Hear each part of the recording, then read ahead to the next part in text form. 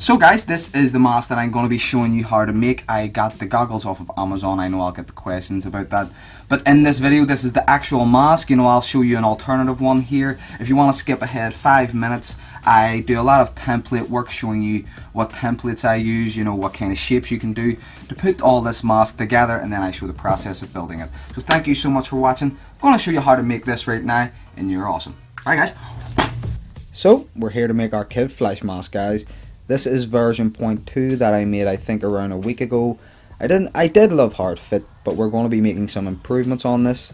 What I will be showing you is how it fits, and we'll be widening up around the eye, so just making it a bit bigger around the eye area, making it a bit thinner coming around the cheek and the nose, and then also maybe making the chin area a bit more sleek. But all in all, I'm going to be showing some more negative space, that is my skin. I want the more, not cartoony look, but I really do want the facial features to come through. Here we have a zipper and an elasticated strap at the back, but everything's made from Peltex. Like the Spider-Man gloves, if you haven't watched that, we made some paper templates, and I would suggest guys make up, you know, some quick templates. Get the quick sizes of 3 to 4 pieces of your face, which I will be showing you. The first piece is your chin area, so around your cheek to your chin. You maybe want to measure that up in a paper template. You can get a friend to measure that up. You can draw something that's going to follow along your chin. Here you can maybe make an alternative shape. You can see it doesn't have to follow what I had previously. This is what I use for the Ezra Miller. It has a lot more curves to it. This is the under eye piece, so this follows along your cheek, your nose, and gives your eye a shape. Then the forehead piece with the upper eye shape right there, and I will be showing you them pieced together in a couple of different forms where you can see different shapes. Get into it, guys.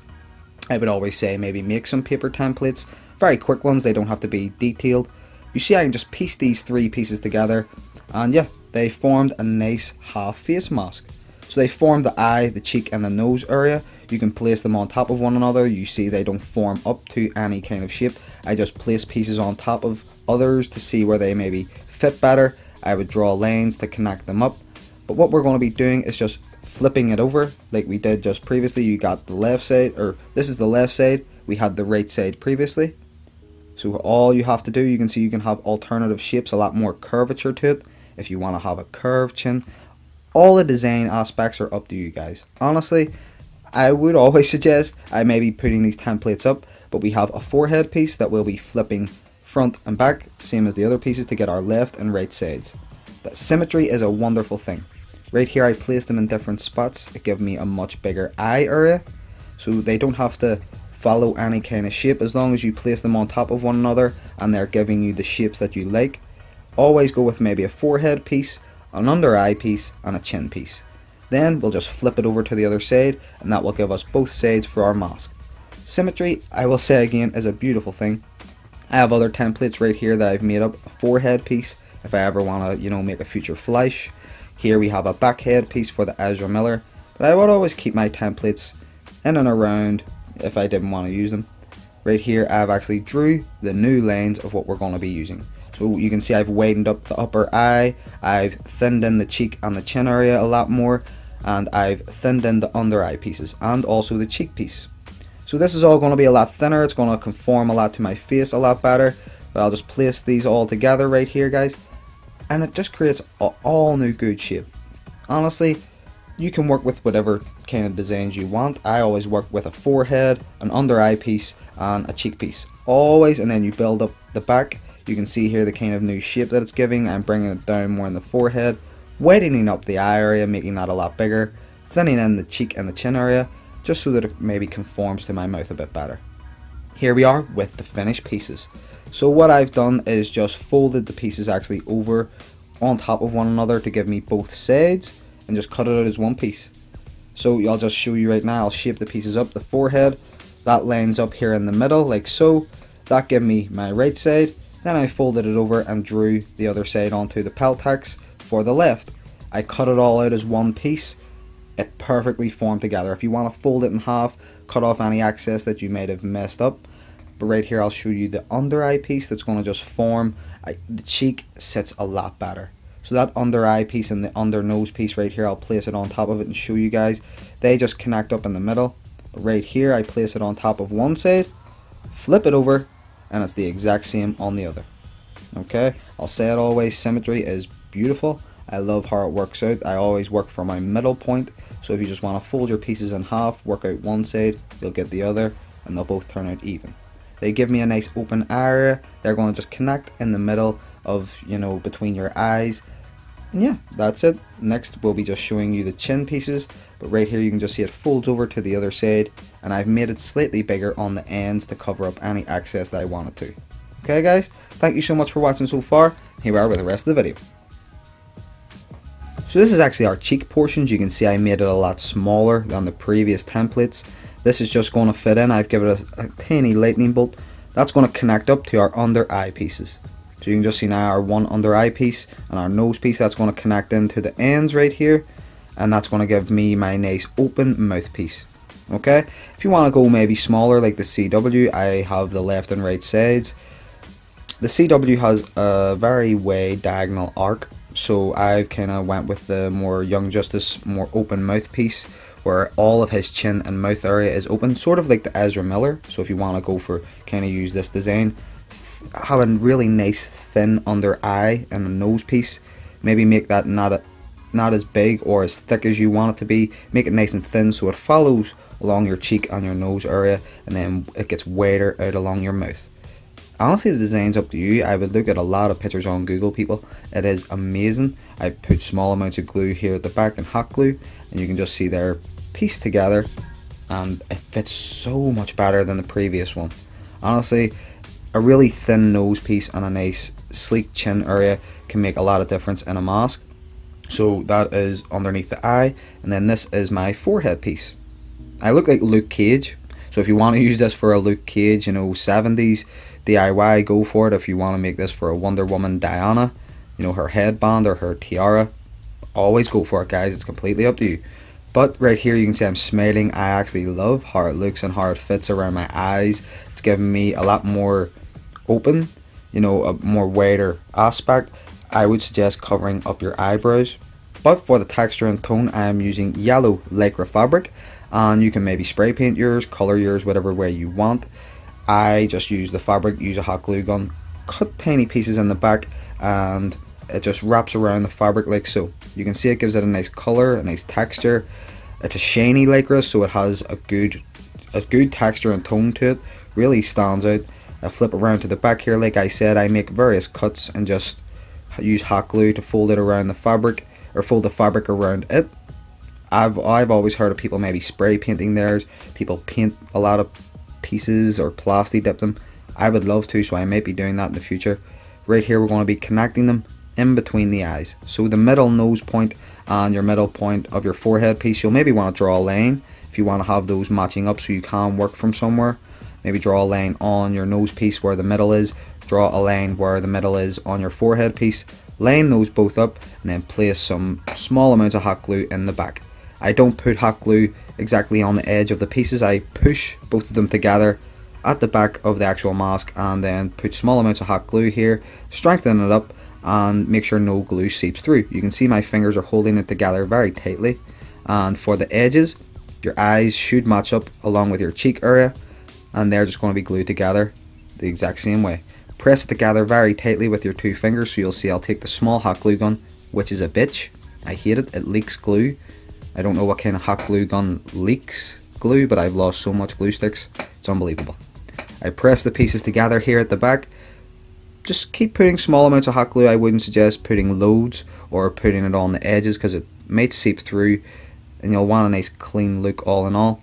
These small cheek portions you can just see now, I'll press both pieces together at the back, put the glue on, make sure they're held together tightly so no glue actually does go through that line. I'll blow on it a couple of times, make sure you know the glue dries up, and that's it. I will strengthen it up maybe with some shiny linen or tape at the back. I don't know, make sure those lines are secure, because they aren't the best when you're working with it. You know, you'll always want to work with bigger lines, but you can see it fits perfectly around my face, guys. Honestly, I love how it conforms with the much thinner lines. I brought it down to my forehead a lot more. Maybe have to cover up my eyebrows, but I'll just form it to my nose and my cheek area. If you're using EVA foam or Worbula, you can do that with a heat gun, completely up to you, but these kind of pieces will always piece together perfectly, and I love how it looks so far. We've got our face template and our face mask base.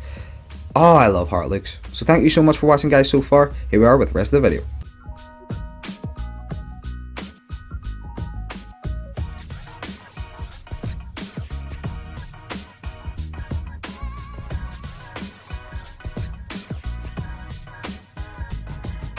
So on either side, you'll just want to place some bigger pieces. You know, they'll be the actual size of the face mask itself. They'll line up, you know, in between whatever design you have done at the edges, and they'll just, you know, bring it more around your ear area. So just a piece on either side, you know, they line up with the actual edges. They'll bring it all up along your chin area that bit more, and also they're pieces to cover your ears.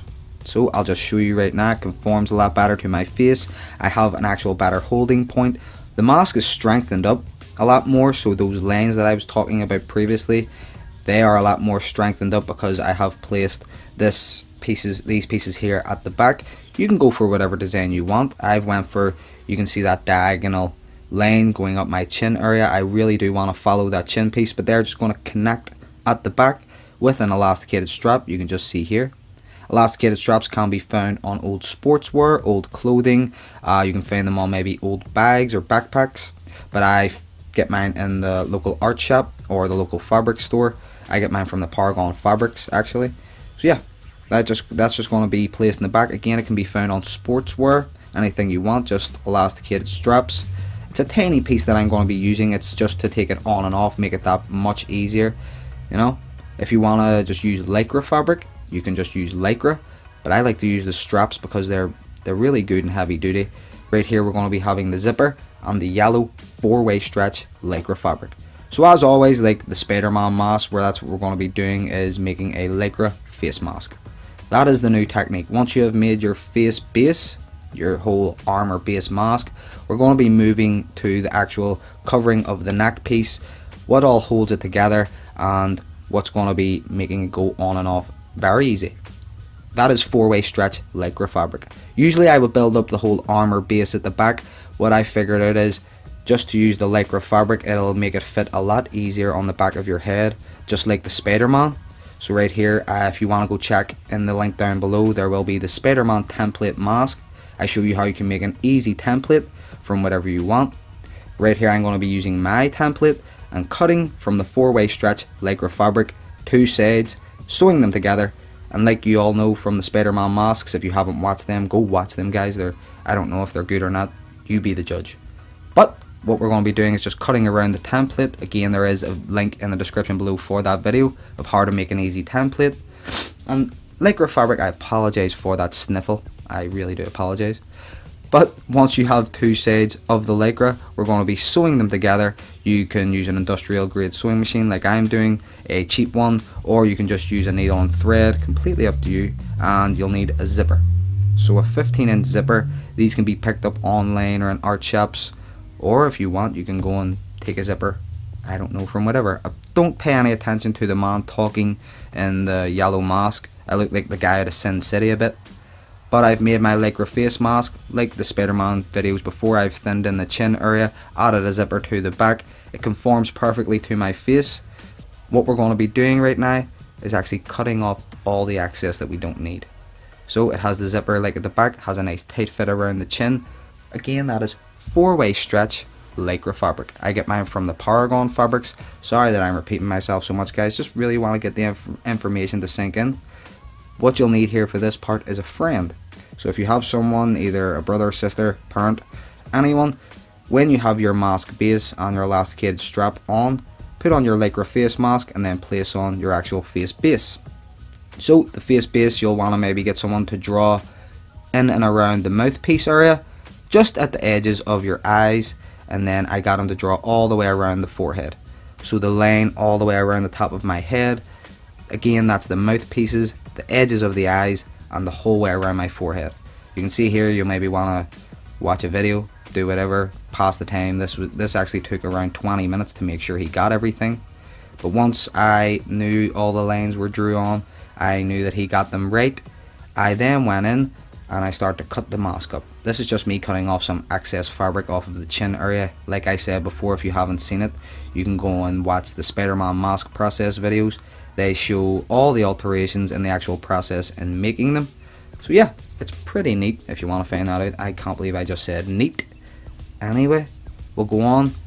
The lines that my friend drew, you can just see here, I cut off the forehead. So just see you later forehead. Cut those lines right off. Again, in and around the face area. So I completely cut off the front face. You know, so where my face and the Spider-Man lenses would go of any mask, I just cut that right out. So I cut one side, get a nice even shape, then I cut it out from the other. Yep, so both of them were even. I made sure they both had enough room for the mouthpiece. They actually exactly matched up to around where my mouth went, so that's where the whole pen and the drawing part comes in. You always want to make sure you have enough room. I messed up a couple of masks today and I'm not having a good day. It is Monday. So this is what we're left with from the base, from the mask itself. We are just left with a neck area and sort of something to cover our ears. So what we're going to be doing is just getting where we actually lined them up. So where he drew the line for my mouth, I will line that up right here onto the mask, make sure I know where that is, and then I will just start going nuts with a hot glue gun. That's why you'll always want a friend or someone else helping you. You'll never want to draw this on yourself, so make sure a friend is doing it. Get them to draw the lines around your mouthpiece or whatever design you have going on, and then once you have all the pieces cut out, you'll just line that up with wherever he drew around, or she, whoever, and then you'll have your whole mask base. So guys, this has been me so far making it. It was very easy, honestly. There's not very much detail I can tell you about it. I've made a lot of videos in the past about it, and you can go and check all of those out, but this is just putting all of it together finally and making one perfect piece that fits a lot better than the other one. So thank you so much for watching. This is how it fits so far. The next part is actually going to be on the earpieces and how you can design your ear or your flash lightning bolts, whatever is up to you. Here we are with the rest of the video.